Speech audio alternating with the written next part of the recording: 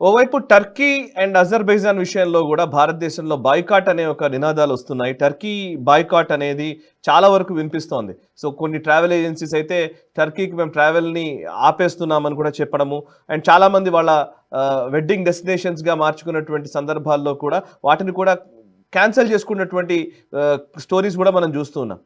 So Turkey, Azerbaijan విషయంలో ఒకవైపు భారత్ గుర్రుగా ఉంటే నిజానికి వీళ్ళు చేసిన అన్యాయానికి వాళ్ళకి ఎంత సాయం చేసినా కానీ వాళ్ళు గుర్తుంచుకోలేదన్న భావన ఒకవైపు ఉంటే, ఇంకోవైపు యునైటెడ్ స్టేట్స్ అంకారాతో అదే టర్కీతో ఇప్పుడు ఒక ఒప్పందం చేసుకుంది. Air to air missiles, AMRAAM, air to air missiles to Turkey $225 million ఒప్పందం కుదుర్చుకుంది.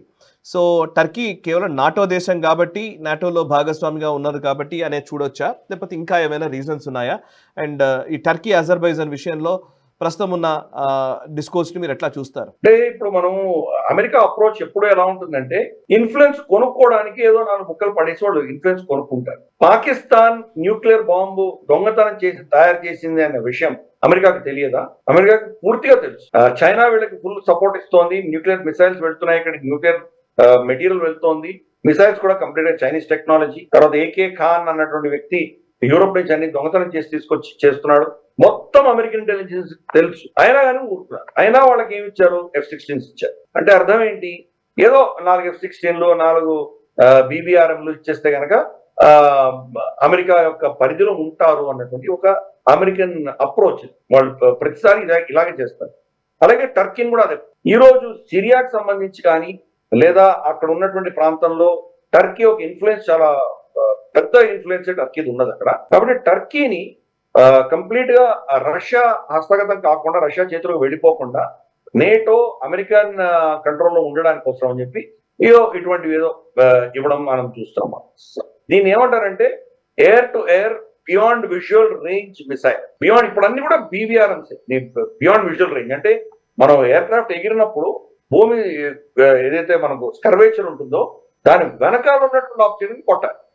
మీకేమో ఫైటర్ పైలట్ కి తెలియదు ఎక్కడుందో, కానీ శాటిలైట్ నుంచి వాళ్ళకి లేదా మనకు ఏవాక్స్ నుంచి ఇతరత్ర అంశాల నుంచి మనకు ఫీడ్ వస్తుంది. అంటే మనకంటే కంటికి కనిపించనటువంటి డిస్టెన్స్ లో ఏదో వాళ్ళ వెపనో, వాళ్ళ మిసైలో లేదా వాళ్ళ ఎయిర్ క్రాఫ్ట్ తిరుగుతోంది.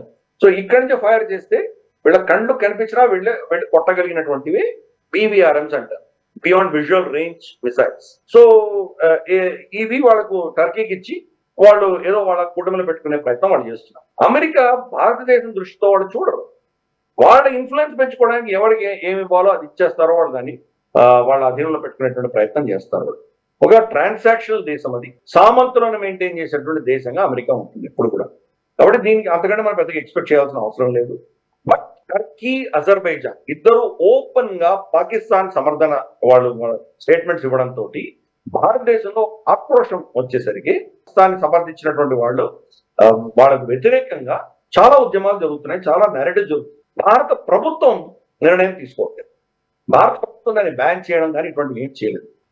ప్రైవేట్ సంస్థలన్నీ నిర్ణయాలు తీసుకుంటారు. ఫర్ ఇన్స్టెన్స్ మనకు ఢిల్లీలో ఉన్నటువంటి గ్రౌండ్ హ్యాండ్లింగ్ ఏదైతే వాళ్ళ సెల్వి అన్నటువంటి కంపెనీ ఏదైతే ఉందో దాంతో కాంట్రాక్ట్ తెగదంపులు చేసుకోవాలి అని చెప్పి నిర్ణయించడం అన్నది అదొకటే గవర్నమెంట్ చేసినటువంటి నిర్ణయం.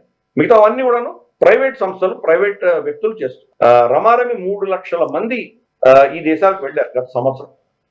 టర్కీ కానీ, అజర్బైజాన్, ఇవన్నీ కూడా ఇందాక నువ్వు అన్నట్టు థీమ్ డెస్టినేషన్ హాలిడేస్, మ్యారేజ్ కానీ లేదా ప్రీ మ్యారేజ్ కానీ లేదా హనీమూన్ డెస్టినేషన్స్ కానీ వీటికి అన్నిటి కూడా వెళ్ళడం, ఇటువంటివన్నీ ఈ రెండు చాలా అట్రాక్టివ్ గా ఉంది. ఇప్పుడు సడన్ గా 50% క్యాన్సిలేషన్స్ వచ్చాయి. గత 3-4 రోజుల్లో 50% క్యాన్సిలేషన్స్.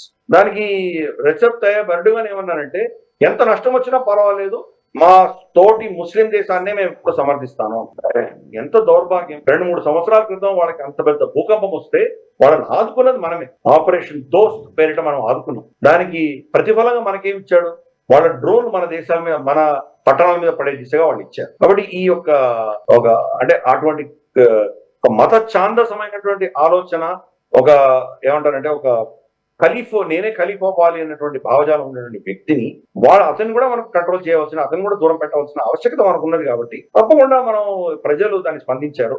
మాల్డీవ్స్ లో ఎలాగైతే మనం కంప్లీట్ గా మాల్డీవ్స్ ని మనం తుడిపేసామో లిటరల్ గా, నంబర్ 1 స్థానంలో ఉన్నటువంటి ఇండియన్ టూరిస్ట్స్ ఈ రోజు 6వ స్థానం 7వ స్థానానికి మాల్డీవ్స్ లో పడిపోయారు. అలాగే టర్కీ పరిస్థితి అంతే, అజర్బైజాన్ పరిస్థితి అంతే. వాళ్ళ కాంట్రాక్ట్స్ అన్ని కూడా రెసిన్ చేసే ప్రయత్నం చేస్తున్నారు. ఫర్ ఇన్స్టెన్స్ వాళ్ళ దగ్గర మార్బుల్స్ కొంటున్నాం. Marble, special marble, Turkey marble చాలా famous. Marble granite industry association అని కూడాను టర్కీ నుంచి మేము ఇంపోర్ట్ చేయము అని చెప్పి నిర్ణయించాం. అలాగే వాళ్ళ దగ్గర నుంచి కొంత మనకు వస్తున్నటువంటి లెదర్ ప్రొడక్ట్స్ కానీ ఇతరత్ర ఏవైతే ఉన్నాయో అవన్నీ కూడా బ్యాన్ చేసే దిశగా మనం ప్రయత్నాలు చేస్తున్నాం. సో దీనివల్ల భారతదేశం అంత పెద్ద మార్కెట్ ను వాళ్ళు కోల్పోతుంది. మత ఛాందసమే నీకు ఇంపార్టెంట్, ప్రజలు దెబ్బతిన్నా వాళ్ళ ఎకానమీ దెబ్బతిన్నా పర్వాలేదు అనుకుంటే డొనాల్డ్ ట్రంప్ ఎలా అయితే ఆ దేశంలో ఉన్నటువంటి కన్సంప్షన్ ని అతను అస్త్రంగా వాడుకుంటున్నాడో భారతదేశం కూడా అదే చేయబోతుంది. అఫీషియల్ గా భారత ప్రభుత్వం చేయకపోయినా కానీ కూడా ప్రజలు దాన్ని స్పందిస్తున్నారు. మోదీ గారు లక్షద్వీప్ ఐలాండ్స్ కి వెళ్లి వచ్చినందుకే మొత్తం మాల్డీవ్స్ లో టూరిజం పడిపోయింది. ఈసారి మోదీ గారు ఏం చేయకుండానే 50% పడిపోయింది. పైపెచ్చు ఈవెన్ ట్రావెల్ అసోసియేషన్ యజమానులు కూడా అందరూ కూడా కొంతమంది డైరెక్ట్ గా బ్యాన్ చేశారు వాళ్ళ ప్లాట్ఫామ్స్ లో, కొంతమంది చేయలేనటువంటి పరిస్థితులు ఎందుకు ఉన్నాయి. ఎందుకంటే అక్కడ నుంచి మనం కోడ్ షేర్స్ అంటారు, కోడ్ షేర్ ప్రకారం వేరే ఎయిర్లైన్స్ కి కనెక్షన్ అంతా కూడా మనం ఇస్తాన్బుల్, అంకారా నుంచి అక్కడి నుంచో వెళ్తారు. కాబట్టి వాళ్ళు ఏం చెప్తారంటే మీరు గతి లేని పరిస్థితుల్లో అయితేనే మీరు టర్కీకి వెళ్ళండి, లేకపోతే క్యాన్సిల్ చేసుకోండి, వాళ్ళకి మెసేజ్లు పెట్టి. కాబట్టి చాలా పెద్ద ఎత్తున వాళ్ళకి దెబ్బ కొట్టేటువంటి ప్రయత్నం మనం చేస్తున్నాం మనం.